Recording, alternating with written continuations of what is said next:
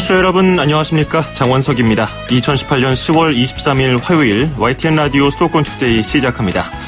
예스앱과 인터넷으로 전국 세계 곳곳에서 듣고 계신 여러분도 반갑습니다. 지난 2월 연명의료 결정법이 시행된 이후 연명의료를 하지 않겠다고 결정한 사람이 2만 명을 넘었습니다. 우리 사회의 임종 문화가 변하고 있는 것인지 오늘 일부 투데이 포커스에서는 허대석 서울대병원 종양내과 교수 연결해서 관련 이야기를 나눠보겠습니다. 2부에서는 건강한 이야기 코너에서 눈 건강 지키는 법, 또 자동차 주치 코너에서는 겨울 대비 자동차 점검법에 대해서 알아보겠습니다. 서리가 내린다는 상강인 오늘 비와 미세먼지가 모두 찾아옵니다. 낮까지 중서부와 호남, 경상도 서부 내륙에 5mm 정도 비가 내리겠습니다. 중부지방에는 천둥, 번개를 동반한 비가 오는 곳도 있겠습니다. 비가 그치면 대기가 정체되면서 미세먼지 농도가 높아집니다. 오후부터는 수도권과 충청도 미세먼지 농도 나쁨이 예상됩니다. 서울 현재 기온 11.7도, 습도는 77%, 오늘 낮 최고 기온은 서울 19도, 춘천 17도, 대구 19도, 대전, 광주, 부산 20도로 평년과 비슷하겠습니다. YTN 라디오 수도권 투데이 1부 잠시 뒤에 출발합니다.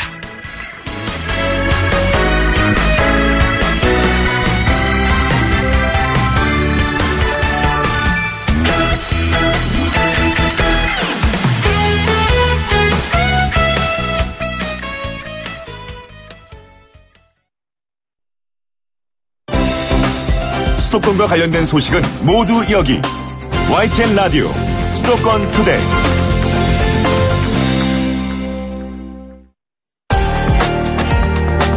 투데이 포커스.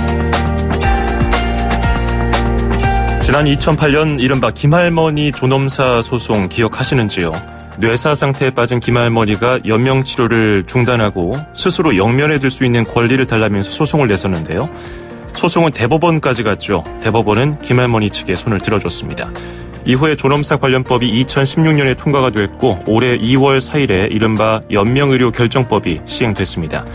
그로부터 8개월이 지났는데요. 연명의료를 유보하거나 중단한 환자가 2만 명을 넘어섰습니다.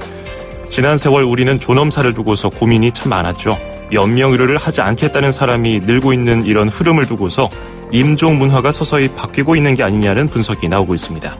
오늘 이와 관련해서 허대석 서울대병원 종양내과 교수와 함께 자세한 이야기 나눠보겠습니다. 교수님 안녕하세요. 네, 안녕하세요. 네.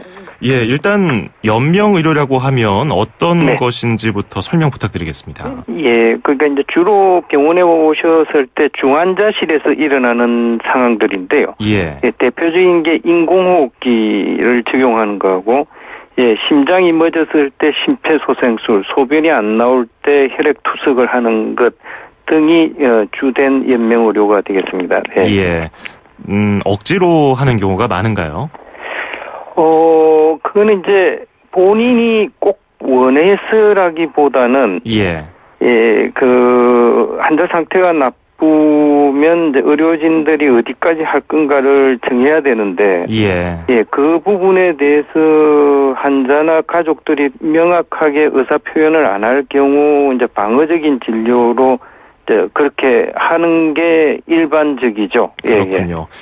지난 2016년에 법이 통과될 때 재적 국회의원 203명 가운데 202명, 거의 만장일치에 가까운 찬성이었는데요.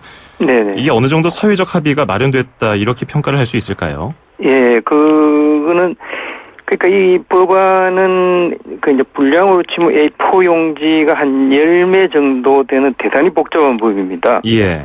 근데 이제 그 내용을 국회의원님들이 한 분 한 분 다 잘 이해하고 그 표결에 들어갔다고 보기는 어렵고요.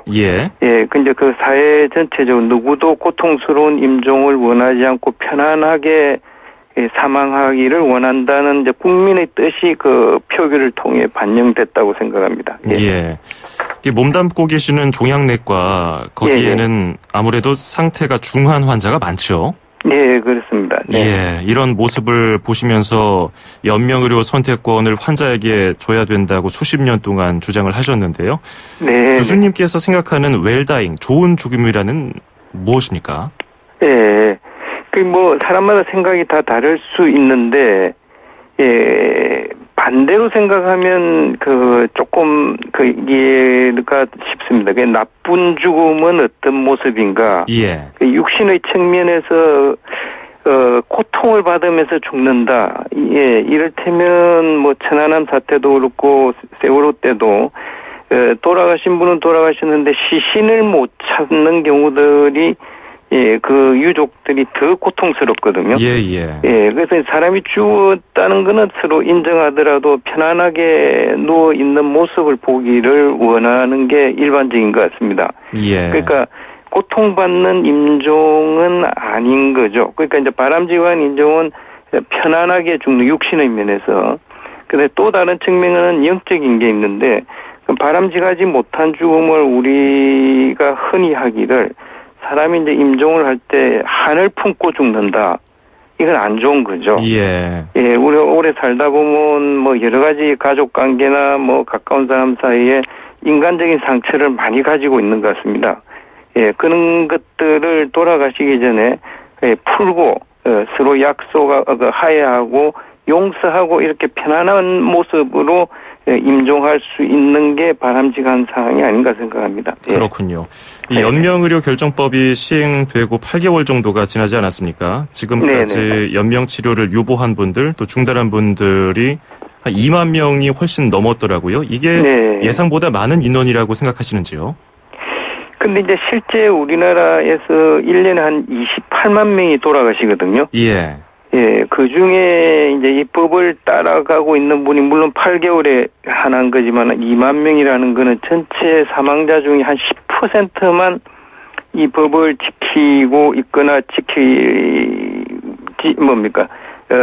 수 있는 환경에서 사망하고 나머지 80-90%는 지금 이 법을 지키지 못하거나 안 하고 있거든요.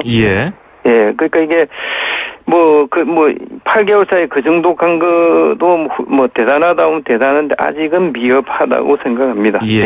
지금 말씀하신 대로라면은 어쩔 수 없이 이 법의 적용을 받지 못할 수도 있다는 말씀이시잖아요. 그러면 어떤 병원은 이 연명의료에 대해서 본인이 선택을 할 수 있고 어느 병원은 선택을 하지 못하고 이렇게 좀 나눠져 있습니까? 그렇죠. 그러니까 지금 법에서는 윤리위원회가 설치된 병원에서는 이런 절차나 전산 등록이 다 가능한데 이제 그건 큰 병원들이죠. 근데 윤리위원회가 설치되어 있지 않고 전산 등록을 볼 수 없는 요양병원 같은 데서는 아무리 그 본인이 원해도 이걸 할 수가 없게 막아놨어요. 그러니까 문제가 있는 거죠, 그죠? 오히려 요양병원이면은 더욱 다른 병원보다도 윤리위원회가 먼저 구축돼야 되는 거 아닌가요? 근데 이제 규모가 작다 보니까요.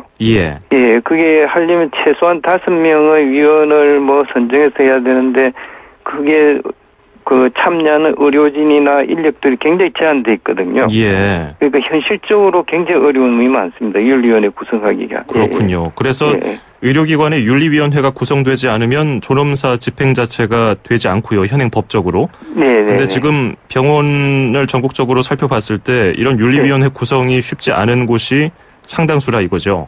거의 95%입니다. 굉장히 많군요. 그럼 이 부분을 좀 개선해야 될 필요도 있어 보입니다. 왜 지금 윤리위원회가 그냥 영리하다는 이유만으로 지금 윤리위원회를 꾸리기가 어려운 건가요?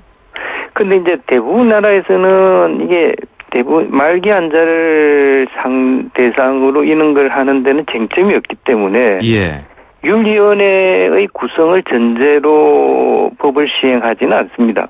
이제 그는 소형 요양병원이 있다가 쟁점이 있을 경우에는 큰 병원, 윤리위원회가 있는 큰 병원으로 모시면 되는 거지. 모든 작은 의료기관까지 그걸 다 구성해서 이 법을 완성하겠다. 그럼 세계 어느 나라도 그렇게 접근하지는 않거든요. 그렇군요.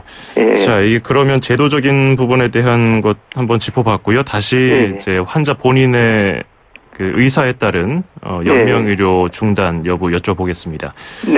법이 시행된 이후에 환자 본인의 의사에 따른 경우가 많아졌나요? 그게 이제 전체 법을 따른 사람 중에 한 3분의 1이 본인이 작성을 하고 여전히 3분의 2는 가족들이 작성하고 있습니다. 그러면 이 연명 의료를 중단하려면 결과적으로 서명 주체가 누가 돼야 중단할 수 있는 건가요? 이 원칙은 본인이 해야죠. 본인이? 본인이 하는 걸 원칙으로 하는데 이제 그걸 할 수 없는 어떤 상황에서는 가족이 어떤 식으로 하는 걸 일부 허용하고 있는 거지. 우리나라 법은 본인이 서명하는 걸 전제로 다 짜여져 있습니다. 그렇군요. 그러면 만약에 환자의 상태가 너무 위중해서 환자가 직접 그런 의사를 표하지 못할 경우에 가족들의 합의가 필요한 거잖아요. 그러면 이때 가족 전원의 합의가 필요하다고 들었습니다. 그러면 한 명도 빠지지 않고 모두 동의를 해야 되는 겁니까? 이제 그게 두 가지로 나눠놨는데요. 환자분이 평소에 연명 의료에 대해서 분명하게 의사 표현을 한 기록을 남겼다. 그러면 가족 2명의 일관된 진술이 있으면 가능합니다. 근데 그런 상황 자료가 없고 애매한 경우는 이제 전원의 그 합의가 있어야 이게 시행될 수 있거든요. 그런데 그 여러 가지 사례를 보니까요. 연락이 되지 않던 손자, 손녀들의 동의까지 받아야 하는 그런 고령 노인들의 대상도 있더라고요. 그런 사례도요. 실제 상황이 이제 90대는 할머니가 있었는데요. 서울대병원에. 자녀가 6명인데 60대예요. 그분들은 다 서명을 했는데 손주의 수준으로 가니까 13명이 있는데 2명이 안 된대요. 왜 안 되느냐 일단 한 사람은 지금 감옥에 수감 중이고 한 사람은 가족들하고 싸워가지고 연락이 안 닿는데 그러니까 직계 좀비속 전체를 다 서명을 하게끔 지금 현행 법은 돼 있으니까 현실적으로 그 어려움이 굉장히 많죠. 그렇군요.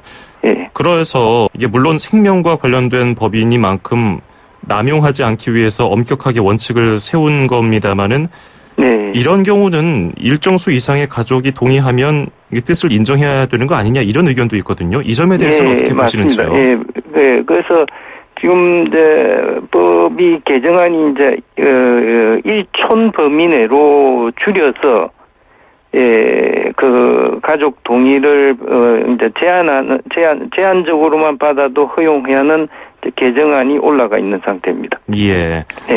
그리고 이런 가족 동의를 받지 못하거나 그 환자 본인이 너무 힘들어서 의사 표현을 못한 경우 대리인을 세우는 이런 제도는 없습니까? 지금 대단히 중요한 걸 지적해 주셨는데요. 지금 이제 가족 구조가 막 변하고 있지 않습니까? 독거노인도 많이 생기고 평생 결혼 안 하고 독신으로 지내는 분도 많지 않습니까? 그게 이제 전통적인 우리의 가족 간에 의해서 좀비속을 따지고 하는 걸로는 한계에 부딪혔습니다. 그래서 이제 일본은 그걸 꼭 직계 아니라도 가족 중에서 결정할 권한을 주고 있고요.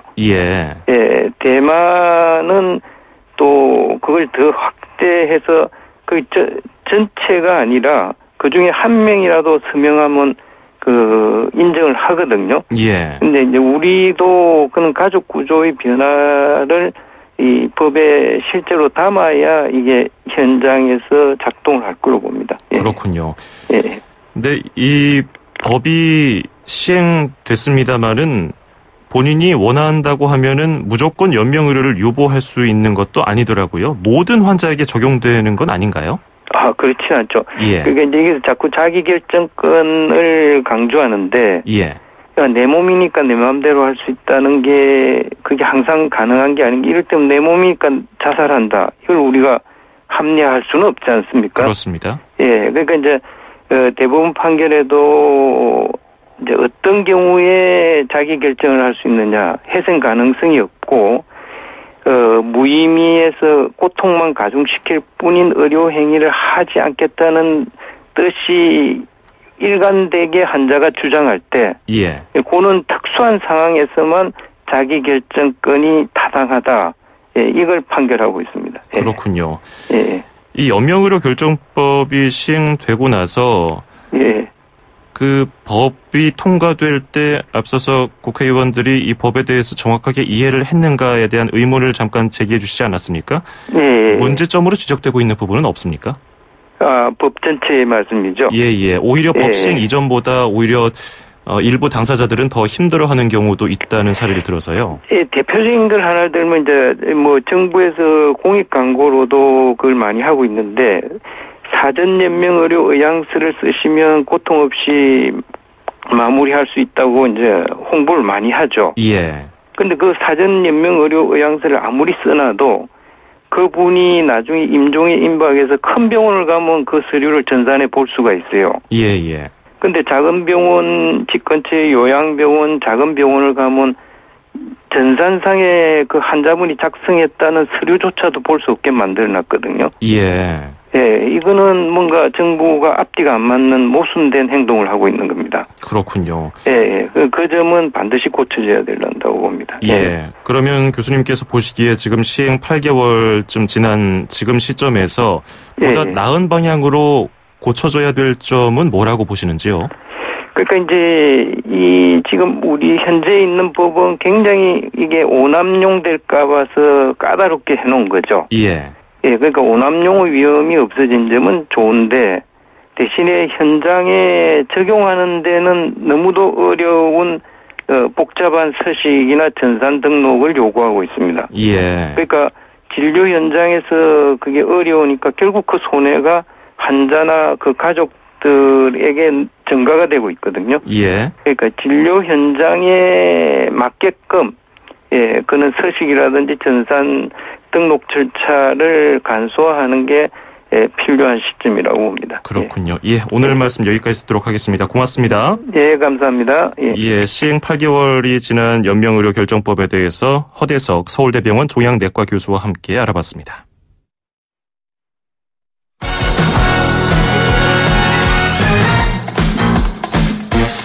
수도권 뉴스 브리핑입니다. 경기도에 이어서 서울시도 서울주택도시공사 SH공사가 분양한 아파트 원가를 공개할 것으로 보입니다. 박원순 서울시장은 어제 국정감사에서 민주평화당 정동영 대표가 소신을 묻자 아파트 원가를 공개하겠다고 답했습니다. 정동영 대표는 SH공사가 분양 원가 62개 항목을 공개하다가 12개로 줄여서 공개를 하나마나 한 것으로 날려버렸다고 지적했습니다.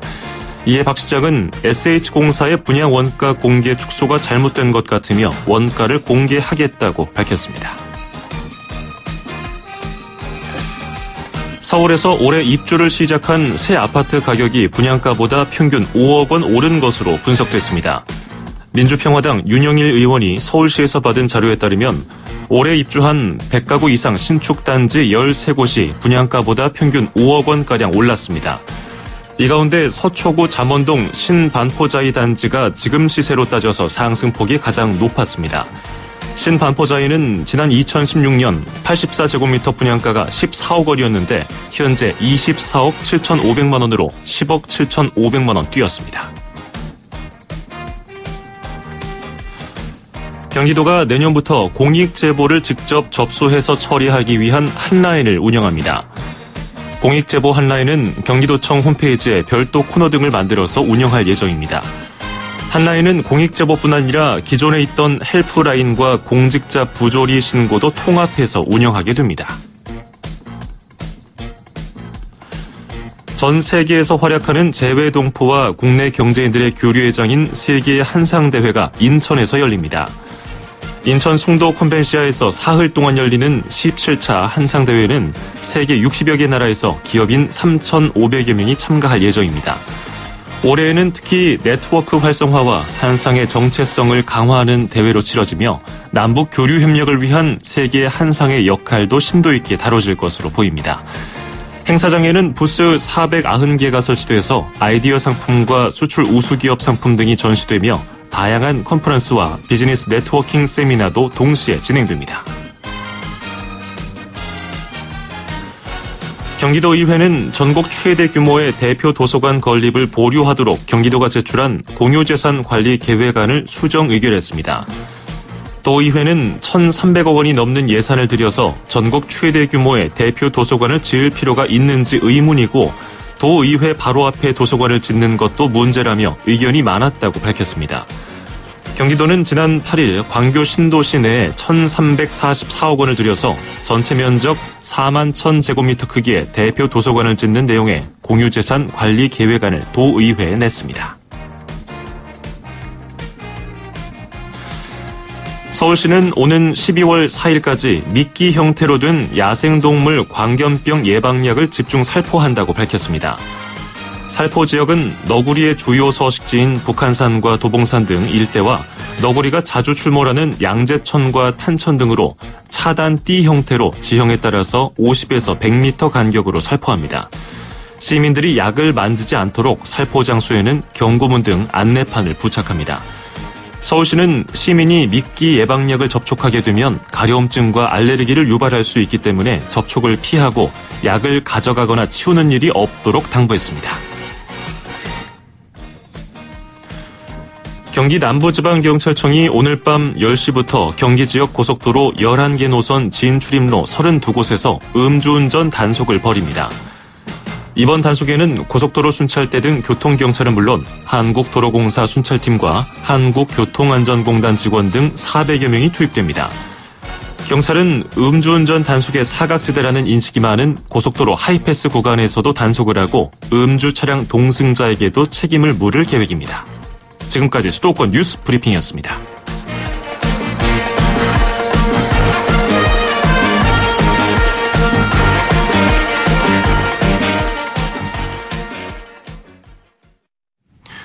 네, 수도권 투데이 1부 여기서 마치고요. 잠시 후 2부에서 뵙도록 하겠습니다.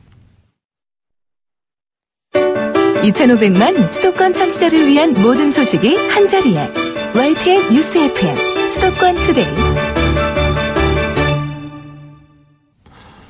2,500만 수도권 청취자와 함께하는 FM 94.5MHz YTN 라디오 수도권 투데이 듣고 계시고요. 저는 아나운서 장원석입니다. 2부에서는 건강한 이야기 코너에서 눈 건강 지키는 방법, 그리고 자동차 주치 코너에서는 겨울 대비 자동차 점검법에 대해서 알아보겠습니다. 2분 뒤에 이어가죠. 음악과 수도권 뉴스가 한방에 수도권 전문 방송 수도권 투데이.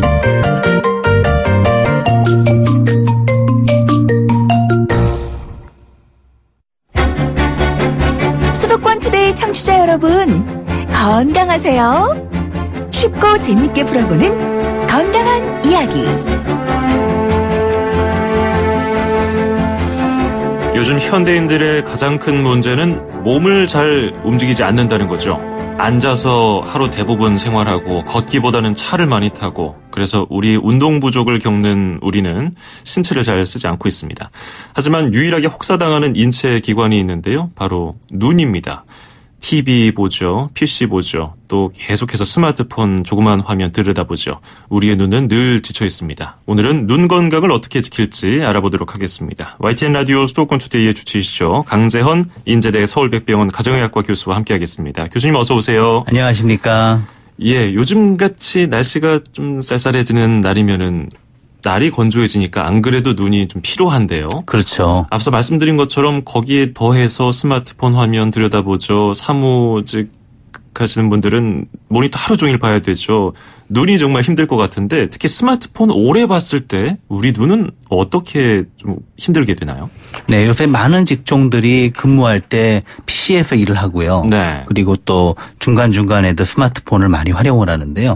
제일 문제가 되는 것이 집중을 하게 되면 눈을 깜빡이는 횟수가 줄어들게 되는 거죠. 예. 깜빡일 때마다 그 눈에 어떤 수분을 공급을 하는 것이 있는데 표면이 마르고 건조해지기 때문에 이제 안구 건조증이 심해지는 것이 문제입니다. 예. 그래서 처음에는 눈이 좀 불편하고 또 자극되는 그런 증상이 있다가 시리고 이물감을 느끼기도 하고요. 심할 경우에는 이제 두통을 호소하기도 하거든요. 예. 이것이 문제가 되고 또 굉장히 오랫동안 지속이 되고 심해질 경우에는 눈에 상처나 염증 같은 2차 질환도 생길 수 있어 문제입니다. 예.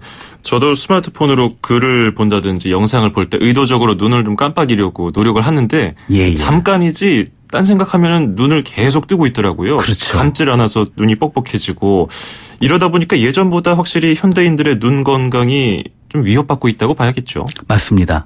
사실은 눈을 좀 의식적으로 말씀 주신 것처럼 깜빡이는 것 그런 노력도 굉장히 도움이 되고요. 예. 또 그 이외에도 한 3, 40분 스마트폰을 봤다면 적어도 5분, 10분 정도를 쉬어주거나 또는 먼 곳을 보는 노력을 해도 도움이 되는데 예. 그렇지 않고 눈은 깜빡임 없이 오랫동안 집중을 하게 되면 눈의 피로가 증가하게 되는 거죠. 그렇죠. 직장인들 잠깐 쉬러 갈 때 그냥 쉬는 게 아니라 쉬는 시간에 스마트폰 보잖아요. 맞아요. 예. PC 보다가 쉬는 시간에 스마트폰 보고 눈은 계속 혹사당하고. 그러니까 스마트폰이나 TV나 컴퓨터 화면을 좀 어둡게 조명을 너무 밝게 하지 않으면 눈 건강에 도움이 될지도 모르겠네요. 그런 부분은 크진 않고요. 그런가요? 말씀 주신 것처럼 자주 깜빡이는 것, 그다음에 습도가 굉장히 낮을 때, 건조할 때는 가습기로 습도를 유지하는 게 도움이 되고요. 예. 기존에 그 건조한 안구 건조증이 있는 분이라면 인공 눈물을 점안을 해주는 것도 도움이 됩니다. 예. 그리고 오늘도 비가 내린 다음에 중국발 미세먼지가 많이 넘어온다고 하던데 네네. 이제 미세먼지 농도가 높아지는 시기가 오면 이 눈에 미치는 영향도 있을 것 같은데요. 어떻습니까? 네, 그렇습니다.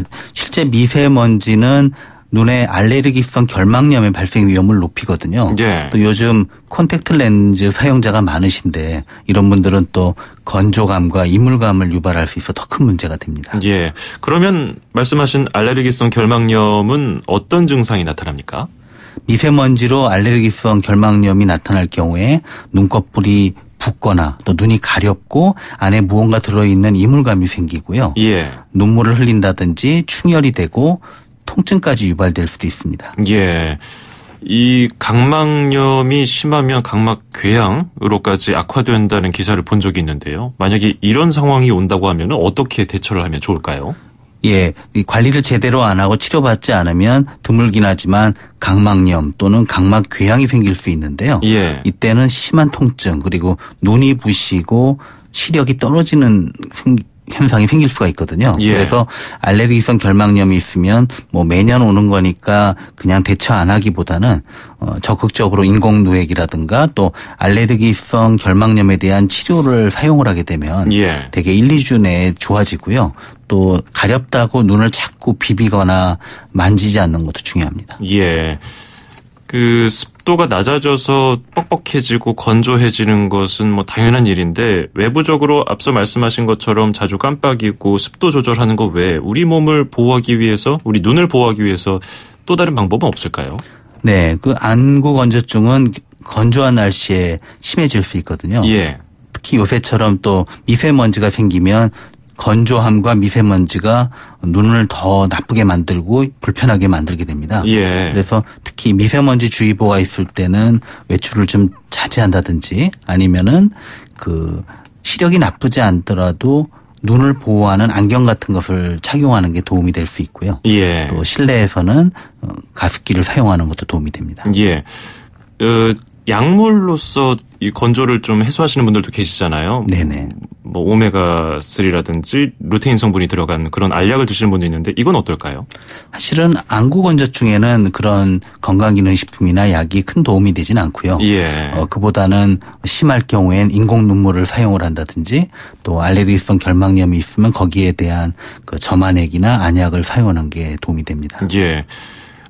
콘택트 렌즈 끼는 분들은 어쩔 수 없이 이물질이 렌즈 표면에 많이 묻어요. 근데 네. 안경처럼 매번 닦아줄 수도 없고 뺐다 꼈다 자주 할 수도 없는데 이거 어떻게 하면 좋을까요? 예, 정말 주의가 필요한데요. 예. 그래서 콘택트 렌즈를 사용하는 분은 외출하고 돌아오면 바로 렌즈를 빼서 세척을 해서 이 먼지를 제거하는 것이 굉장히 중요하고요. 예. 심할 경우에는 아예 일회용 렌즈를 사용하는 방법도 있습니다. 그렇군요.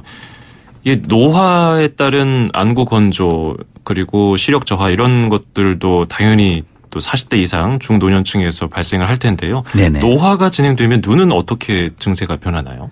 예, 아무래도 제일 흔한 것은 노안이고요. 예. 그 이외에 안구 건조증 또 백내장이나 녹내장 그리고 부인성 황반 변성 등이 있습니다. 예. 특히 그 나이가 들어가면서 눈의 조절 기능이 떨어지면서 40대 중반 이후에는 독서거리, 보통 우리가 글을 읽는 거리에 물체가 잘 안 보이기 때문에 네. 불편한데요. 이것을 노안이라고 얘기합니다. 지금 어젯밤부터 현재까지 포털 사이트 검색어 사기권에 황반 변성이 있어요. 예. 부부관찰 프로그램에서 출연자인 배우 임교진 씨가 황반 변성을 앓고 있다고 해서 예. 떠 있는 것 같은데요. 네네. 이게 어떤 질환인가요? 예, 노화로 오는 눈 질환으로 빠질 수 없는 질환 중 하나가 바로 노인성 황반 변성인데요. 예. 눈에 그 망막이 있는데 망막이 카메라로 치면 필름 역할을 하는 데인데요. 그 중에서도 물체를 가장 선명하게 볼 수 있는 망막의 중심 부위가 바로 황반이거든요. 예. 근데 황반 변성은 이 부위에 문제가 생기니까 선명하게 물체가 보이지 않는 그런 문제를 유발합니다. 예, 심하면 실명까지 이른다고 하는데 치료법은 어떤가요? 네, 우선 생활 습관을 교정해서 황반 변성의 위험 요인 중 하나인 흡연을 반드시 피해야 되고요. 예. 그다음에 뭐 루테인이나 지아잔틴과 같은 그런 항산화 눈 영양제 섭취도 일부 도움이 될 수 있고요. 많이 진행이 된 경우에는 선택적 망막 치료술이라는 그 레이저 치료를 하는 방법도 있습니다. 예. 자, 그럼 끝으로 우리가 평소에 눈 건강을 위해서 할 수 있는 생활 습관 간단하게 짚어볼까요? 네. 우선 실내 온도와 습도를 적절하게 유지하고 책은 한 30에서 40cm, TV는 2.5m 이상 떨어져서 보고 작업이나 독서를 할 때 실내 조명을 밝게 유지하고 적정한 야외 활동 시간을 확보하는 것이 중요합니다. 그렇군요. 예, 오늘은 눈 건강 지키는 법에 대해서 알아봤습니다. 고맙습니다. 감사합니다. 네, 지금까지 강재헌 서울백병원 가정의학과 교수와 함께했습니다.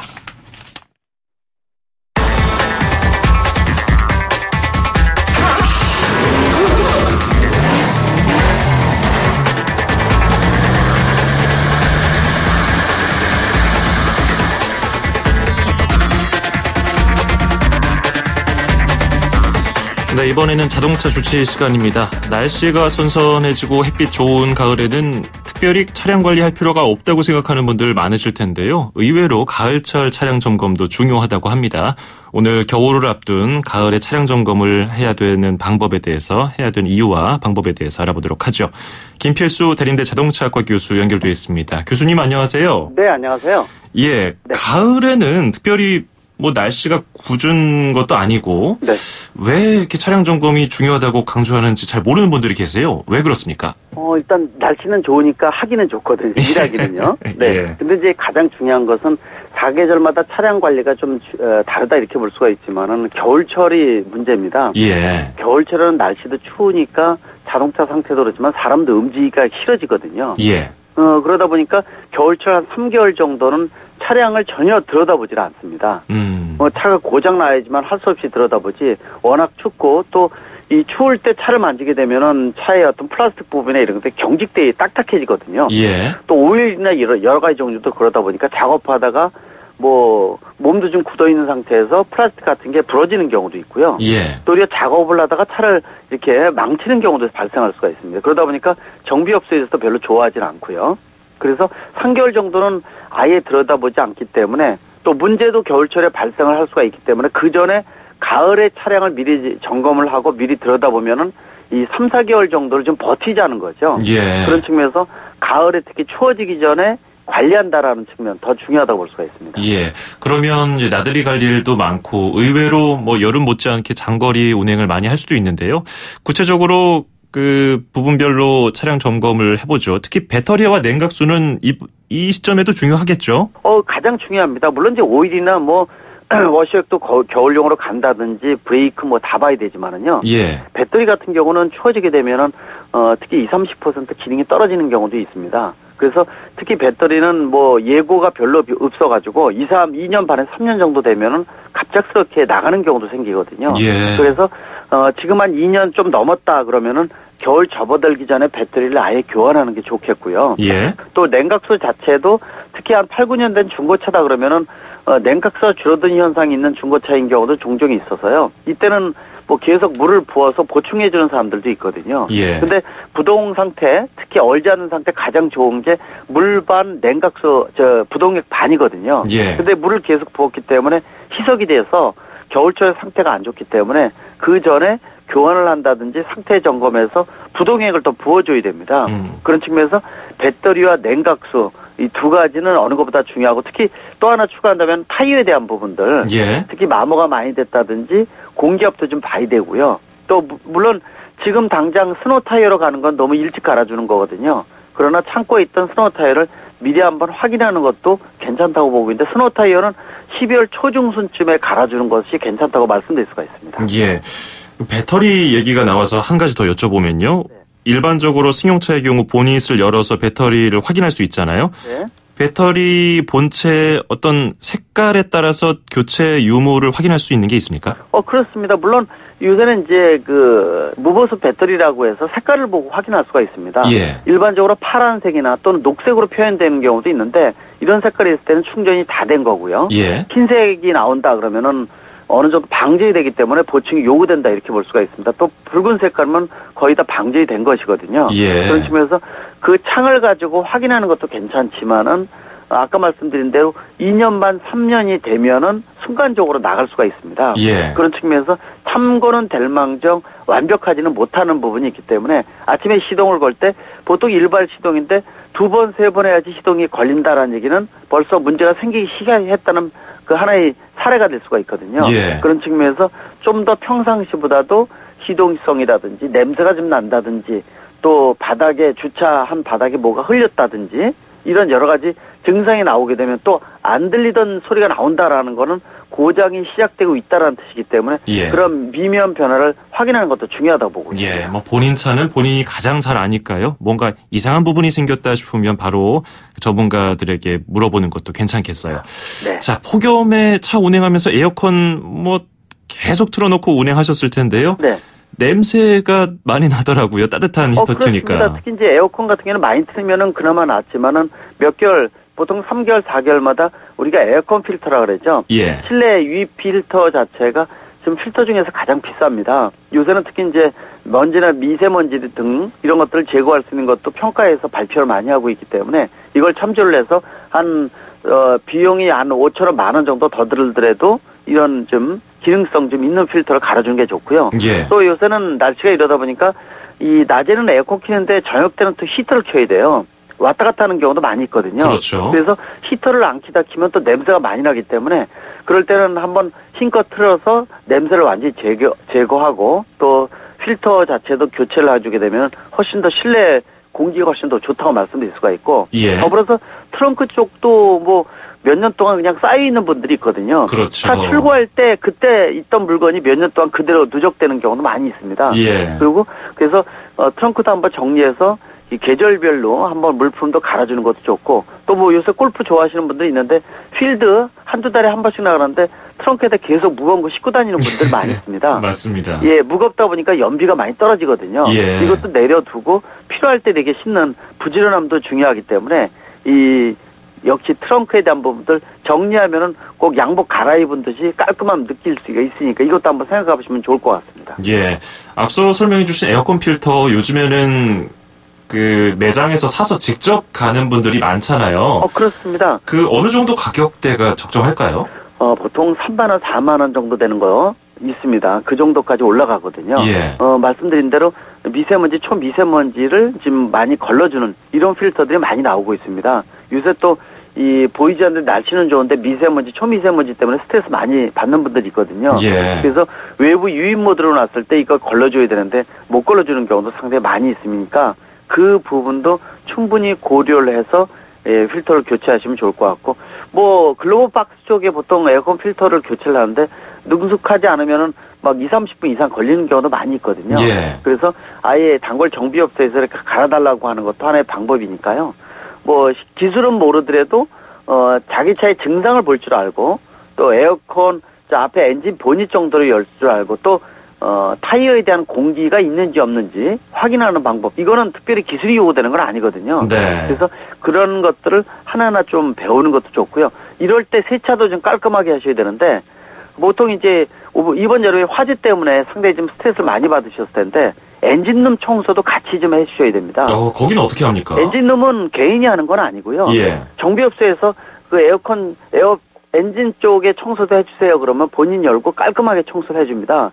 기능성 스프레이 같은 거 뿌려서 해주는 이런 정비업소 많이 있거든요. 예. 그래서 개인용으로 하기에는 또 닦기도 상당히 좀 어렵고 불편한 부분도 있고 찌꺼기 제거하기가 어렵기 때문에 이런 부분들은 한번 꼭 정비업소에다가 요구를 하시게 되면은 겉에뿐만이 아니라 실내 안쪽에 대한 매트 이런 거 청소 당연하지만은 엔진룸 청소가 생각 이상으로 화재라든지 각종 문제를 제거할 수 있는 가장 중요한 요소 중에 하나이기 때문에 꼭 이 엔진룸도 같이 청소하시면은 겨울철 아까 말씀드린 대로 한 3개월 정도 아무것도 안 하는데 예. 그 전에 미리 예방 차원에서 상당히 중요함을 강조할 수가 있습니다. 맞습니다. 겨울철 앞두고서 가을에 뭐 별다른 일 없는데 뭘 점검을 하냐 제가 이렇게 여쭤봤더니 점검하기 가장 좋은 날씨다 이렇게 말씀해 주셨잖아요. 오늘 운행 중에 그리고 퇴근하시면서 자기 차량에서 뭐 문제점은 없는지 한번 점검해 보시고서 오늘 말씀드린 것 기억해 보시면 좋을 것 같습니다. 오늘 말씀 잘 들었습니다. 고맙습니다. 네, 감사합니다. 네, 지금까지 김필수 대림대 자동차학과 교수였습니다.